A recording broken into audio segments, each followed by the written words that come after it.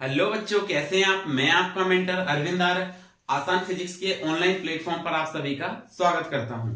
हम जो quick revision series पढ़ रहे हैं उसमें एक और नया कॉन्सेप्ट पढ़ेंगे आज, पूर्ण आंतरिक परावर्तन, टोटल इंटरनल रिफ्लेक्शन। तो आज हम बात करेंगे पूर्ण आंतरिक परावर्तन की।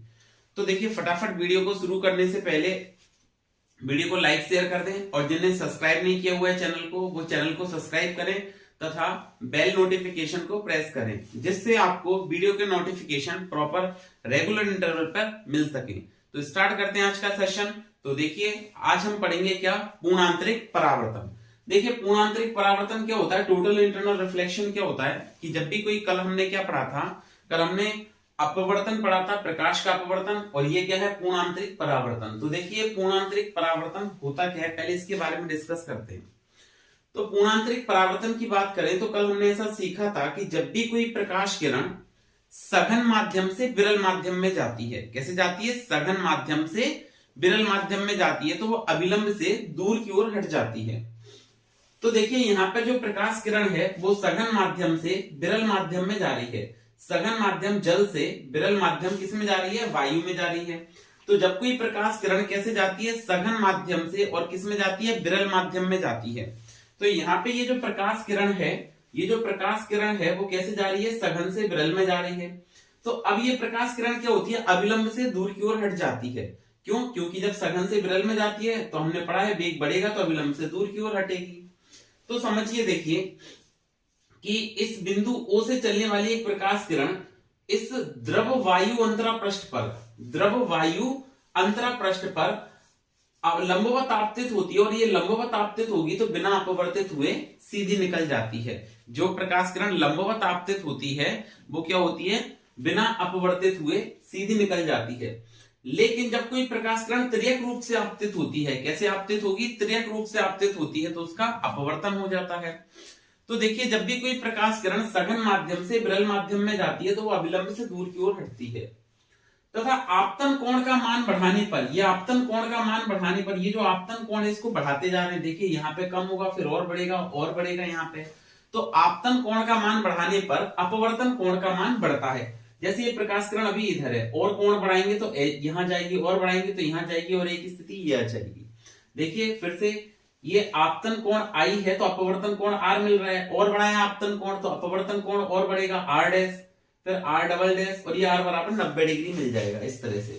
तो आपको क्या बताया कि आपतन कोण का मान बढ़ाने पर अपवर्तन कोण का मान बढ़ता है, एवं आपतन कोण का वह मान जब अपवर्तन कोण का मान 90 डिग्री हो जाए। आपतन कोण का, जब कोई प्रकाश किरण सघन माध्यम से विरल माध्यम में जाती है तो आपतन कोण का वह मान जब अपवर्तन कोण का मान 90 डिग्री हो जाए, इसे कहते हैं क्रांतिक कोण। आपतन कोण का वह मान जब अपवर्तन कोण 90 डिग्री हो जाता है उसे क्रांतिक कोण कहते हैं। फिर देखिए, क्रांतिक कोण के बाद आपतन कोण का मान और अधिक बढ़ाने पर, जो क्रांतिक कोण है इसके पश्चात आपतन कोण का मान और अधिक बढ़ाने पर प्रकाश किरण दूसरे माध्यम में जाने की बजाय जिस माध्यम से आई थी उसी में वापस लौट आती है। जो प्रकाश की किरण है वो दूसरे माध्यम में जाने की बजाय उसी माध्यम में वापस लौट आती है, और ये प्रक्रिया कहलाती है हमारी पूर्ण आंतरिक परावर्तन। देखिए, पूर्ण आंतरिक परावर्तन कह रहे हैं क्योंकि ये कैसी पृष्ठ है, अपवर्तक पृष्ठ है, और अपवर्तक पृष्ठ ने क्या कर दिया, यहाँ पे परावर्तन कर दिया। ये कैसी पृष्ठ है आपकी, अपवर्तक पृष्ठ है, और अपवर्तक पृष्ठ ने क्या कर दिया, परावर्तन कर दिया। इस कारण से इसको कहते हैं पूर्ण आंतरिक परावर्तन। फिर से देखें, सघन माध्यम जल से जा रही है प्रकाश किरण, विरल माध्यम वायु में जा रही है। तो सघन से विरल में जा रही है तो हमने पढ़ा है कि ये लंबवत आपतित होगी तो बिना अपवर्तित हुए सीधी निकल जाएगी। लेकिन जो प्रकाश किरण आपतन कोण आई पर आपतित होती है, एक निश्चित कोण पर आपतित होती है, उसका अपवर्तन होता है, क्योंकि, और ये अविलंब से दूर हटती है। क्यों? क्योंकि सघन से विरल में जा रही है। जब ये सघन से विरल में जा रही है तो अविलंब से दूर की ओर हट जाती है। फिर हमने क्या कहा, आपतन कोण का और मान अधिक बढ़ाएंगे तो अपवर्तन कोण का मान भी बढ़ेगा। तो आपतन कोण का एक ऐसा मान जिस पर अपवर्तन कोण का मान आपको कितना मिले, 90 डिग्री मिले, उसे हम कहते हैं क्रांतिक कोण। परिभाषा लिखें तो क्या कह सकते हैं, आपतन कोण का वह मान जब अपवर्तन कोण 90 डिग्री प्राप्त हो, उस कोण को हम, उस आपतन कोण को क्रांतिक कोण कहते हैं। क्रांतिक कोण के पश्चात आपतन कोण का मान और अधिक बढ़ाने पर प्रकाश किरण दूसरे माध्यम में जाने की बजाय, इसमें जानी चाहिए थी वैसे, तो दूसरे माध्यम में जाने की वजह जिस माध्यम से आई थी उसी में वापस लौट आती है, और ये प्रक्रिया हमारी कहलाती है पूर्ण आंतरिक परावर्तन। ये प्रक्रिया हमारी क्या कहलाती है? पूर्ण आंतरिक परावर्तन कहलाती है। अब देखिए, इस पूर्ण आंतरिक परावर्तन की प्रक्रिया में हमें क्रांतिक कोण और अपवर्तनांक में संबंध ज्ञात करना है। किस किस में संबंध ज्ञात करना है? क्रांतिक कोण और अपवर्तनांक के मध्य संबंध ज्ञात करना है। तो देखिए, इस प्रक्रिया में हम अपवर्तनांक और क्रांतिक कोण के मध्य संबंध ज्ञात करते हैं। तो अपवर्तनांक एवं क्रांतिक कोण में संबंध देखिए क्या होगा। समझिए, प्रकाश किरण कैसे जा रही है? सघन माध्यम से जा रही है, विरल माध्यम में। तो हमने लिखा अपवर्तनांक एवं क्रांतिक कोण में संबंध। तो देखिए क्या है? अपवर्तनांक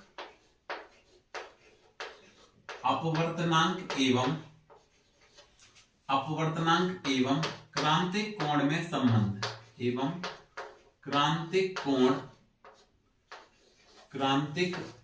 कोण में अपवर्तनांक एवं क्रांतिक कोण में संबंध। तो देखिए, ये दोनों में रिलेशन क्या होता है, इनमें संबंध क्या होता है अपवर्तनांक और क्रांतिक कोण में। तो देखिए, यहाँ पे प्रकाश किरण कैसे जा रही है? सघन माध्यम से जा रही है, और किस में जा रही है? विरल में जा रही है।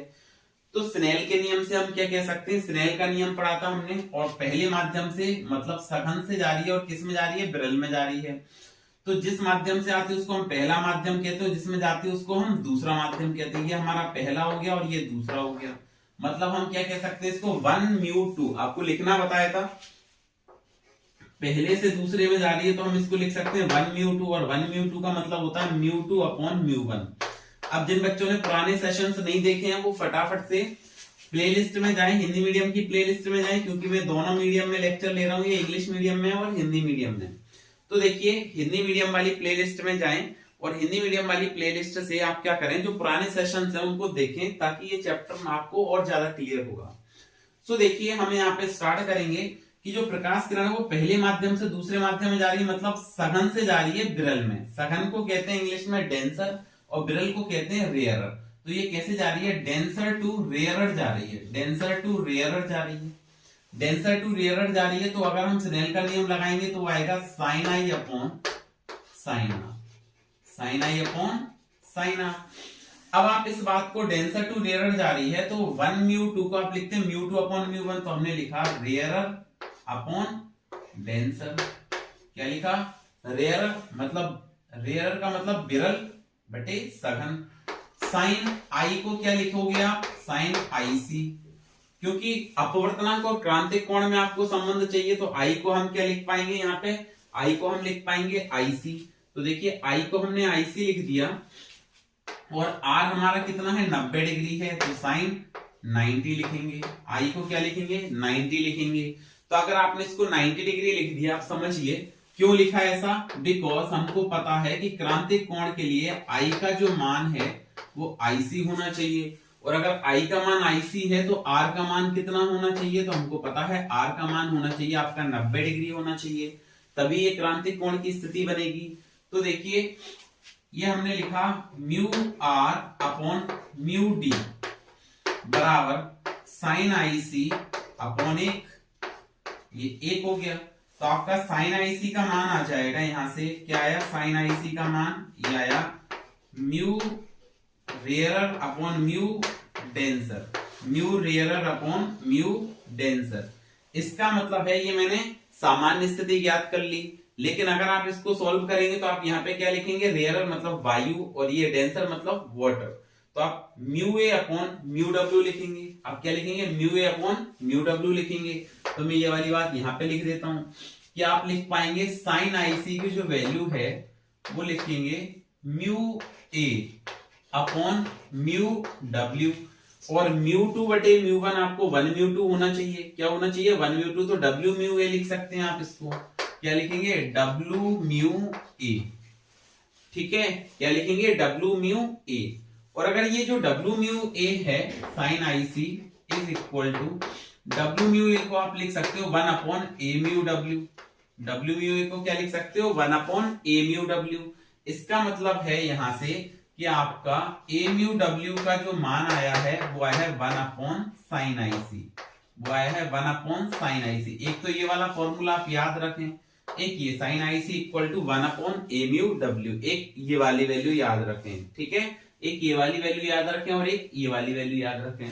तो ये क्रांतिक कोण और अपवर्तनांक में ये सामान्य संबंध आ गया, और अगर इसके अनुसार निकालते हैं तो ये संबंध आ गया, ठीक है।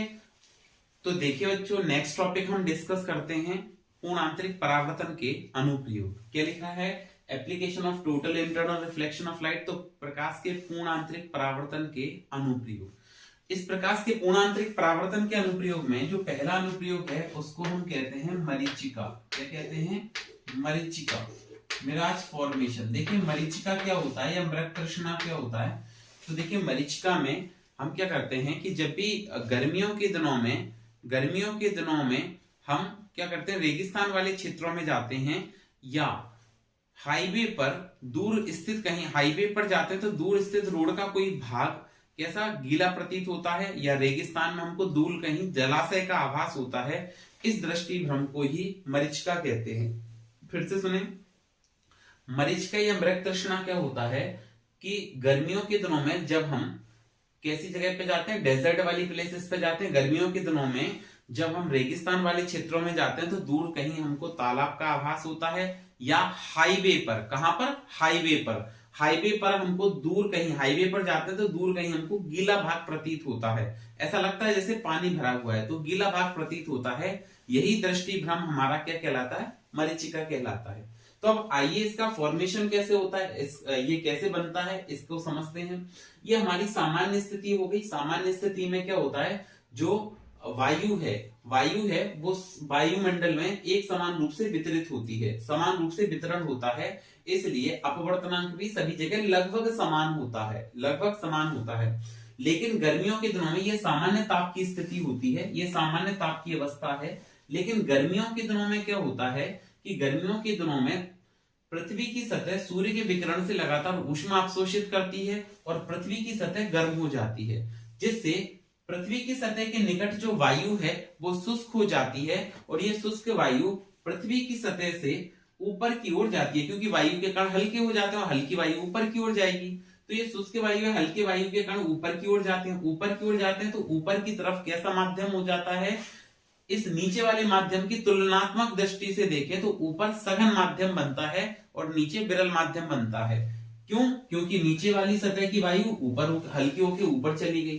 तो जब भी हम ऊपर से नीचे की ओर आएंगे तो अपवर्तनांक का मान घटेगा और ताप का मान बढ़ेगा, क्योंकि नीचे की तरफ वायु का जो घनत्व है वो कम हो रहा है। अब वायु का घनत्व कम हो रहा है और अपवर्तनांक भी कम हो रहा है और ताप बढ़ रहा है, तो क्या होता है, जब भी कोई प्रेक्षक दूर स्थित पेड़ को कहीं देखता है, तो उसके लिए जो प्रकाश किरणें हैं वो सघन माध्यम से उच्च घनत्व वाली वायु से निम्न घनत्व वाली वायु की ओर जा रही है, मतलब सघन माध्यम से विरल माध्यम की ओर जा रही हैं। तो पृथ्वी के निकट वायु की किसी सतह के लिए जब ये प्रकाश किरण आपतित होती है, यदि आपतन कोण का मान क्रांतिक कोण से अधिक हो जाए, कहां हो जाए?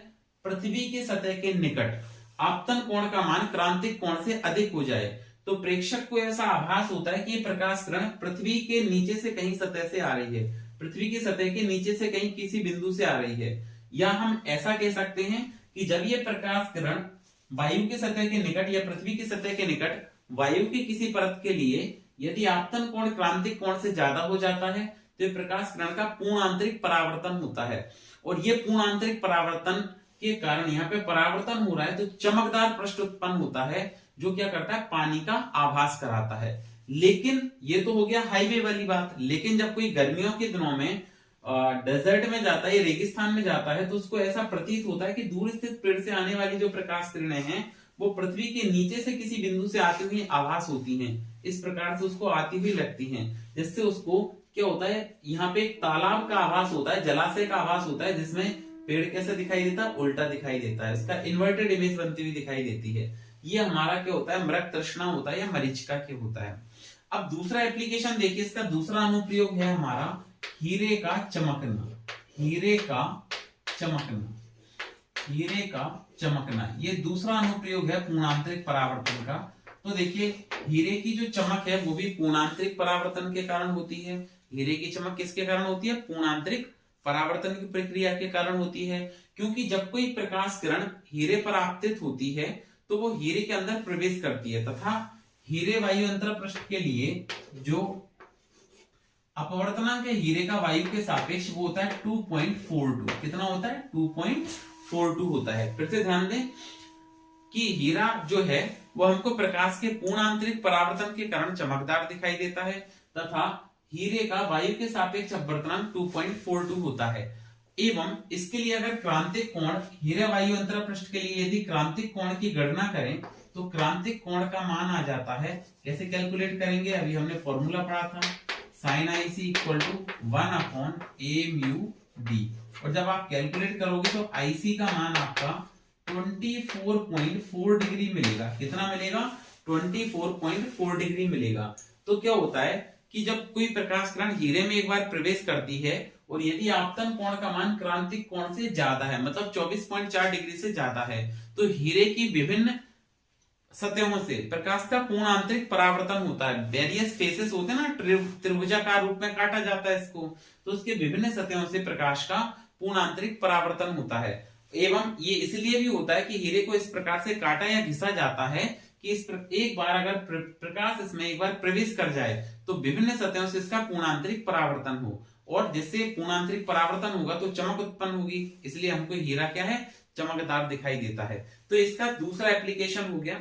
अब हम इसके बाद नेक्स्ट एप्लीकेशन पूर्ण आंतरिक परावर्तन के दो और एप्लीकेशन है, उसको नेक्स्ट क्लास में डिस्कस करते हैं। तो मिलते हैं कल। फटाफट से वीडियो को लाइक शेयर कर दें, और जिन दोस्तों ने अपने चैनल को सब्सक्राइब नहीं किया है वो फटाफट आसान फिजिक्स को सब्सक्राइब करें, जिससे उनको आने वाले वीडियो की नोटिफिकेशन समय समय पर मिल सके। तो मिलते हैं नेक्स्ट क्लास में। पढ़ते रहिए, सुरक्षित रहिए।